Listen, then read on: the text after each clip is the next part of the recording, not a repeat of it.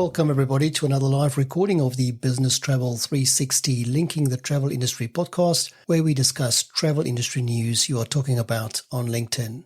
My name is Rian and I'm one of your hosts today. I'm a co-founder at Agentivity, where we provide operational reporting and data automation solutions for travel sellers. So if that sounds of interest, or you just want to talk to somebody with some experience in travel data, get in touch. As usual, I'm joined by Ash and Anne to help me discuss our list of stories with you. So over to you, Anne. Welcome, everybody. I'm Anne. I'm an independent consultant with LeapShift and happy to help you with anything related to retailing, NDC, one order, and distribution in general. Over to you, Ash. Hi, everyone. My name is Ash, and I'm the host of a weekly business travel podcast called What's Up in Business Travel, where we give you only the important updates in under 15 minutes. Additionally, I'm the Vice President of Client Success at Traxo, and this is Linking the Travel Industry.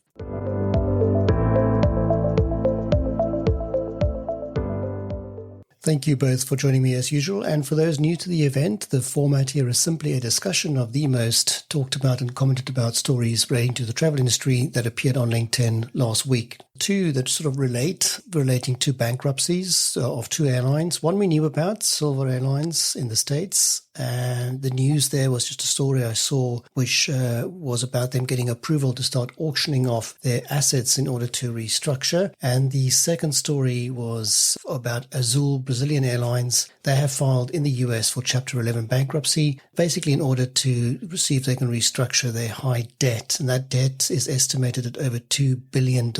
So Ash, we knew about Silver. I think you mentioned it or brought it to the story about a month ago. So this news, they can auction off their assets, is not unexpected, right? That's part of the process. Part of the process, this is going to be an airline that's going to be missed because of the routes that they cover.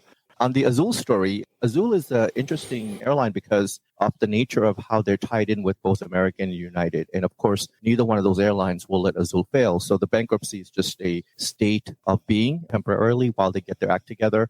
We're talking about $1.6 billion coming in, as you mentioned, elimination of $2 billion of debt. So that's a lot of money, both American and United, which is very rare. You see those two airlines together in anything. And then, of course, Azul's parent company, GOL, they're also not doing very well. GOL also is running out of money as well, and they've also filed Chapter 11.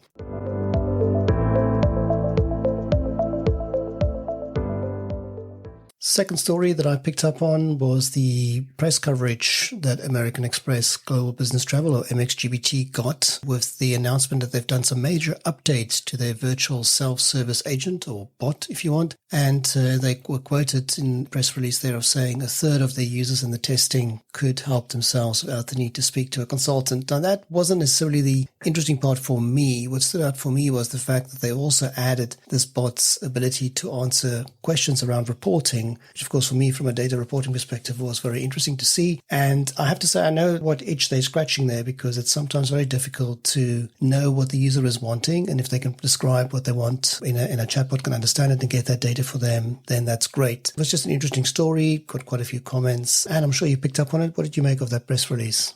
Very interesting. I mean, that's a very, very high number. I wish I could have had a bit more, information on the types of questions or queries that they were, addressing. Same with sort of add a frequent flyer, number to an account. It would be far more interesting to sort of know, were they able to change tickets? I was missing that. To me, the number of 1/3 is really, really low. I think that the number should have been much higher than 1/3. The nature of what travelers are calling in for are really, really simple things. I read that and I thought, well, for those types of queries, the 1/3 is low.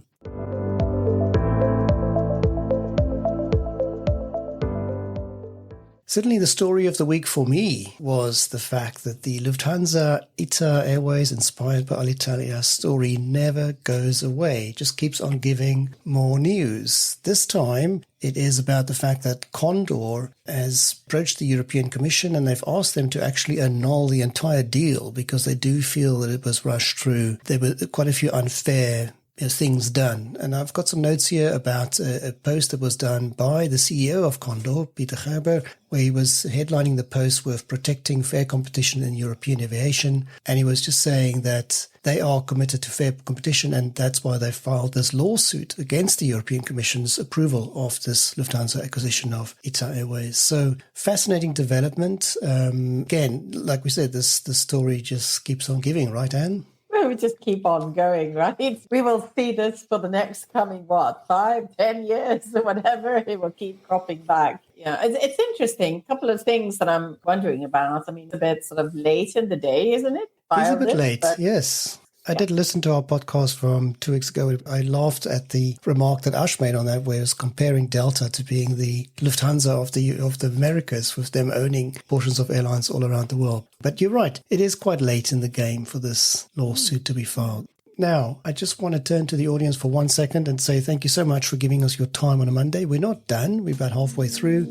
Really, what we love here is to see your comments. So if you could comment on where you're listening from, just say hi. We'll get your name on screen, and who knows, it might get you a few extra connections, because that is actually our objective here, is to get as many of us linked in the travel industry as possible here on Linking the Travel Industry. So please do comment as to where you're listening from, and we'll get your name on screen. And again, just to say thank you for giving us your time on a Monday. We do appreciate that. So our friend Wahid has been commenting a bit there, but you were talking about a masterclass and not how to go about it. That's obviously referring to that Lufthansa ITA Airways deal. I guess that's the upside, right? We can learn about how not to do these things. But thank you for listening in and commenting.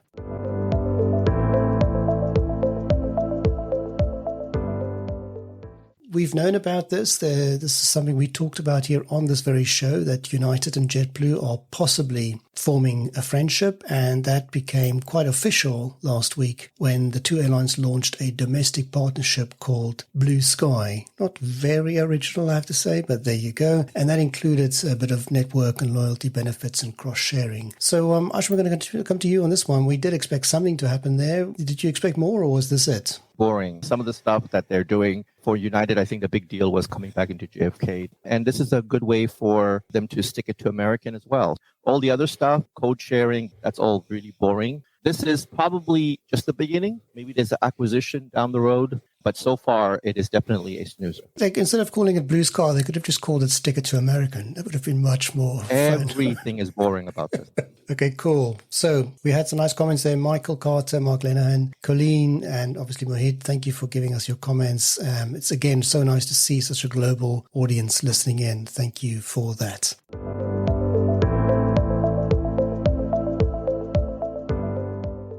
And then a fascinating development, which I have to say I do like. This is Turkish Airlines. They've announced they're going to start issuing fines for passengers who get up before the seatbelt sign has been turned off as the plane taxis to the airport. I have seen this many times, not obviously only on Turkish. We see this quite a lot. People just assume the plane is at the airport and they ignore the sign and they get up, and it is extremely dangerous. So I think the fine is going to be something in the region of $70, but whatever it is, and this is the right thing to be doing, right? A couple of times I've seen accidents happening with people getting up and actually falling over. Pretty dangerous. I'm quite curious or intrigued how they're going to exit this. You may not leave the airplane until you've paid the dollars. This is a little bit of a cultural thing as well. You know, there's a lot of cultures where people tend to think that that's okay, and it's more about learning and understanding the situation a little bit better. So I think Turkish is taking a little bit of a stronger stance on it. But to Anne's point, you know, how are you going to charge them? You're not going to be able to get your bags until you pay the $70. I don't know. We'll see. Yeah, and there is a bit of, you know, you say, I say, your word against mine, that sort of thing. There's no evidence really. So I think it's going to be difficult, but I think it's a great message to get out there, and hopefully it will reduce the number of incidents.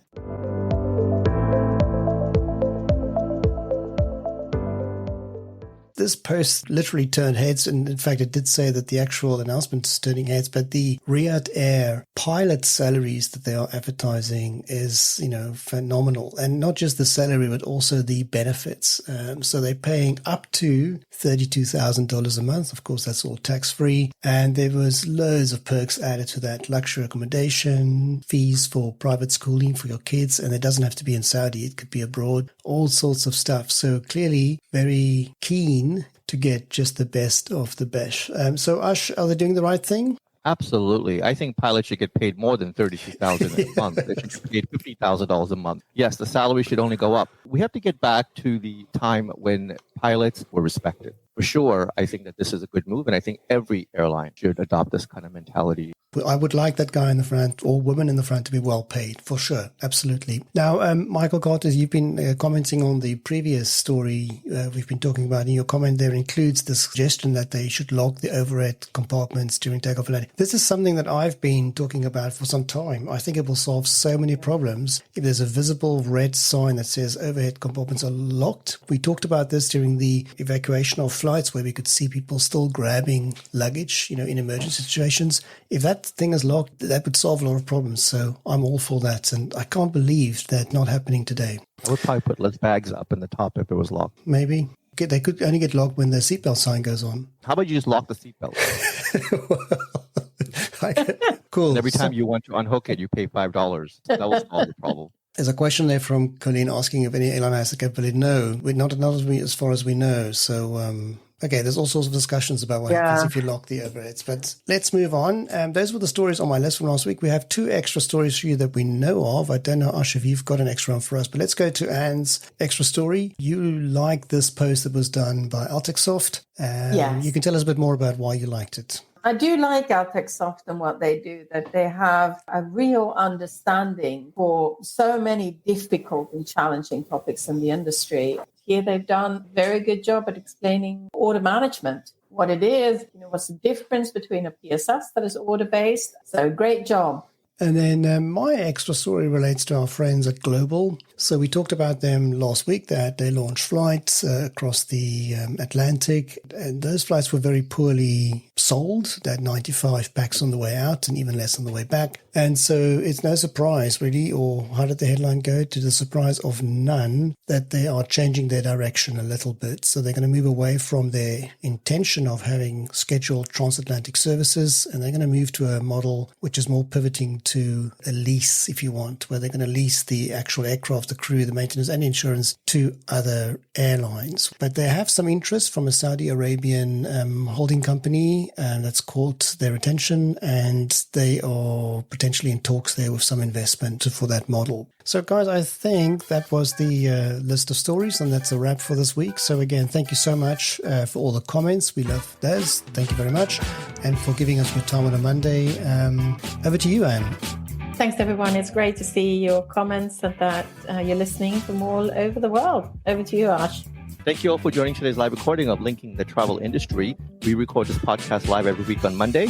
We ask that you share this event with others that you know. Chances are high that if you enjoyed today's session, others that you know will as well. As we had mentioned, if you ever miss a show because of time zone or availability, the podcast is available at businesstravel360.com. This is Linking the Travel Industry, signing off. And happy Memorial Day.